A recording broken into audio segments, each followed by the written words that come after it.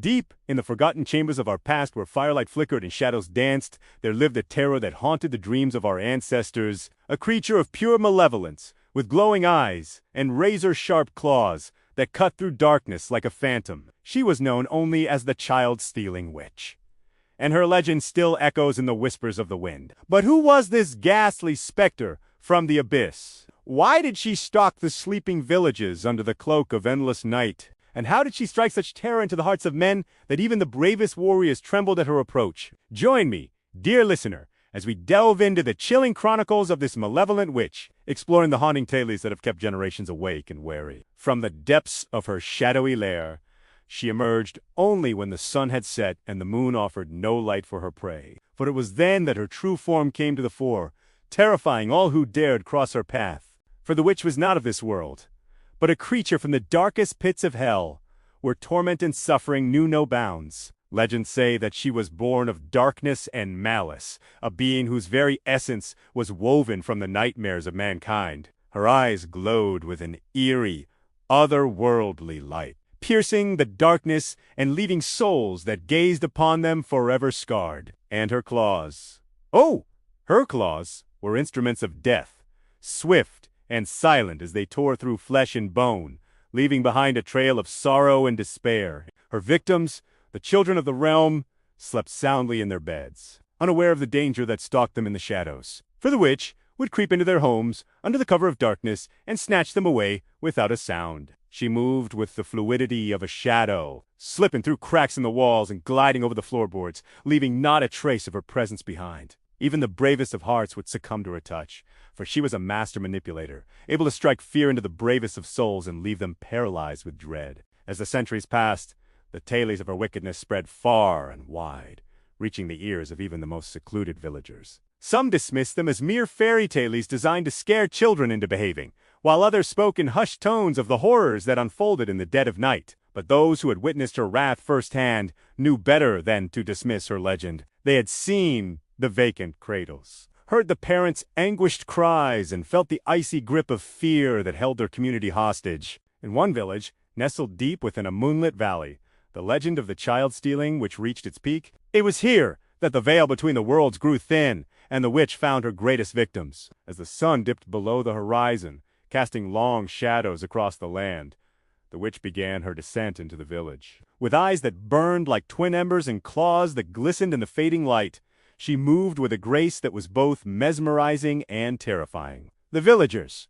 unaware of the danger that loomed over them, went about their evening routines. Laughter echoed through the streets, and the warm glow of hearth fires spilled out onto the cobblestones. But as darkness fell and the stars refused to shine, a sense of foreboding settled over the town. The wind seemed to whisper warnings through the trees, and the rustling of leaves sounded like the witch's approaching footsteps. Then, as if on cue, a small child cried out in his sleep. His parents, rushing to his side, found him thrashing about in his bed, his eyes wide with terror as he cried out for help. Though none could hear the witch's laughter echoing through the empty night, they knew that something evil was stirring in the shadows. And so it was that as the hours passed and the moon failed to rise, the villagers barricaded themselves indoors, their hearts pounding in their chests. The witch, sensing their fear, reveled in it. She danced from house to house, delighting in the terror she spread. And as the first rays of dawn began to paint the sky, she vanished into the shadows, leaving behind a village consumed by grief and fear. With the morning light, the villagers emerged from their homes to face a horrifying new reality. For as they stepped outside, they were met with a sight that turned their blood to ice. The doors of their houses were wide open, as though inviting the darkness in, and as they cautiously made their way inside, they found their worst fears had been realized. Their children were gone.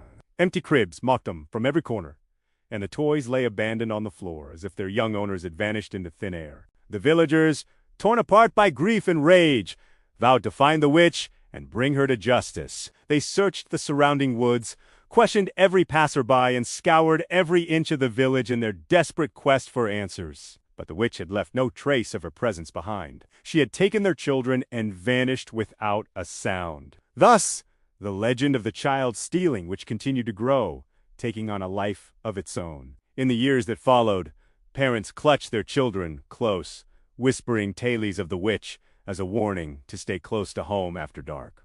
Doors were bolted and windows shuttered, and the sound of a child's laughter echoed through the streets only during daylight hours. For, in the endless expanse of night, the only sound that dared break the silence was the witch's haunting cackle. But the villagers weren't completely defenseless against the witch's wicked schemes. For deep in their ancient folklore, they knew of ways to ward off evil and protect their loved ones from harm. And so it was that in every home, iron crosses were placed above the cradles and doorways, blessed by priests to keep the witch at bay. Holy water, sprinkled around the thresholds of their houses, served as a reminder of the divine power that shielded them from harm. An ancient protective chants, whispered through the night, formed a barrier against the encroaching darkness. These rituals became a part of everyday life, a testament to the unwavering determination of the villagers to stand up against the forces of evil, generation after generation.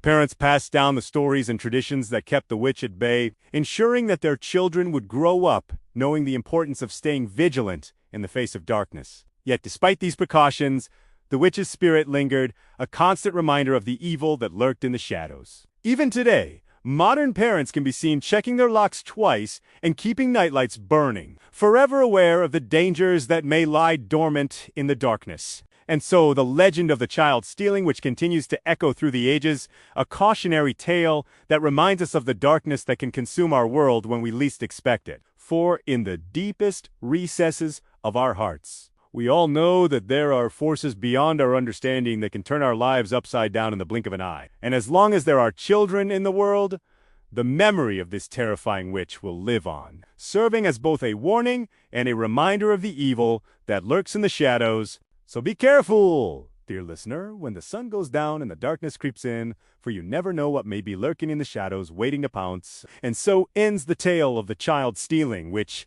a chilling narrative that has resonated through the corridors of time, striking fear into the hearts of many. The image of her glowing eyes and razor-sharp claws still haunts my own nightmares, and I can only imagine the terror she inspired in those who lived in her shadow. But as I ponder this haunting legend, I'm struck by the deeper truths it reveals about the human condition. In the face of such overwhelming evil, the villagers' attempts to protect their children with ancient wards and rituals serve as a powerful symbol of our own struggles against the darkness that threatens to engulf us. We, too, find ourselves confronting the unknown, battling the shadows that lurk within and without us, and searching for ways to shield those we love from the harsh realities of life.